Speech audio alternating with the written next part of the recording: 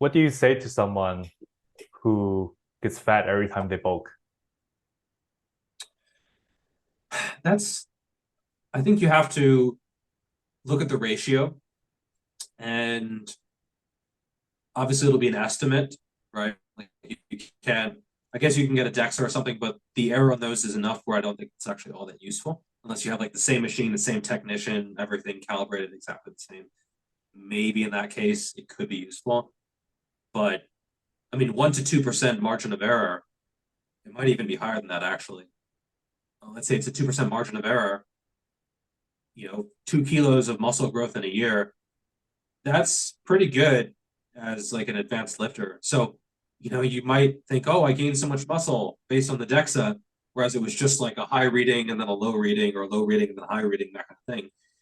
And so I would say commit to a bulk, realize that, fat gain is kind of inevitable. Like over the past few years, I've made pretty good progress. I think I put on 5 to 6 pounds of muscle per year, maybe four, somewhere around there.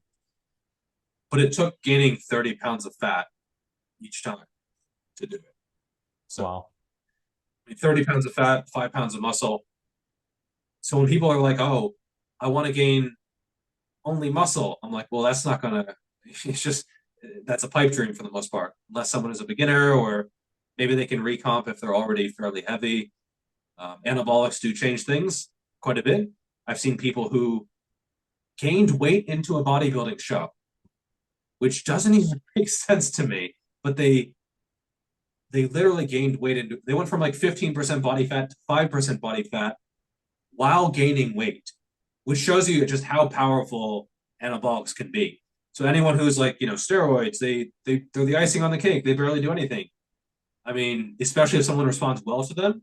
I mean, Kevin Levrone, he would bulk into a bodybuilding show where he was, shredded and absolutely world class, one of the best of all time.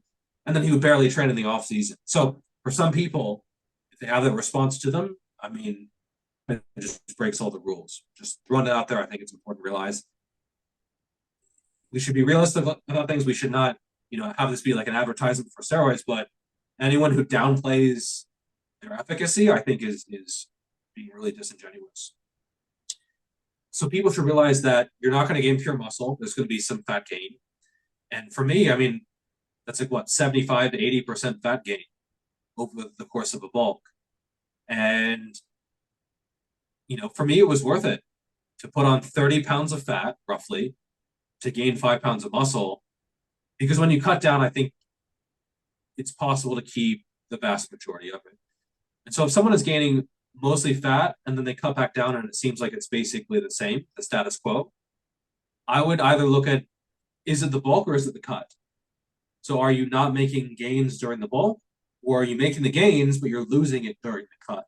Because Mm. both are possible. Basically, for the bulk, are you getting stronger for reps across a wide variety of movements? And some lifts are a little bit unique. For example, if someone puts 30 pounds on their bench press while gaining 30 pounds of fat, that's probably not actually muscle. That's probably just better leverages, right? And I've seen it so many times, just myself and others, where you thought you made a lot of progress on your bench and your chest is going to be way bigger, but you were just better leveraged. Like the chest gets thicker, the upper back gets thicker. You just have more padding around the joints, around the shoulders, around the elbows. I mean, even like water retention around the wrists when you're bulked up can change. And so you just have a lot more stability. It's effectively less range of motion. So when you're dieted down, a bench press is like a deficit. It's like a deficit deadlift on the bench because you have more range of motion, and it's just, it's tougher. So in order to actually have an indication of chest growth, I would say you would need proportionately more bench press gains during a bulk Mm. compared to other lifts, because you have to take into account the leverage increases, which, when you're cutting, if you maintain your bench press, that's really, really good going, essentially. Whereas if you maintain your curls, it's kind of typical, right? Or if you maintain, your deadlift is a lot easier to maintain generally compared to the bench press. And so I would look at, is it the bulk or is it the cut? And so generally each bulk, you should be getting stronger, right? And strength doesn't equal size, but that's usually when people are comparing a population, because there's going to be some individual ratios of strength to size. You have some people who are super gifted for strength, some people who are super gifted for size. I would say I'm more gifted for size compared to strength. I see people who they look nothing like me. They're same height and like 30 or 40 pounds of muscle lighter, and they're lifting about the same weight. And that's probably because they're gifted for strength, right? Like they're just very leveraged for a certain lift. And so they send me a DM and they're like, I'm lifting the same as you, but you're way more jacked. Well, you have to take into account the reps. That's going to be more correlated with muscle growth than a 1 rep max, which is going to be technique, which is going to be neurological, etc. And then also your volume, how close you're training to failure. I train a lot of stuff pretty close to failure for a pretty high volume, and I've been doing that consistently for several years. I've taken thousands and thousands and thousands of sets very close to failure. Whereas someone might be gifted for strength, they have that 1 rep max, but they haven't put in that very big volume of work close to failure. 4 reps, a lot of sets across a wide variety of lifts. And so usually the answer is diversifying the exercise selection. It is improving the technique.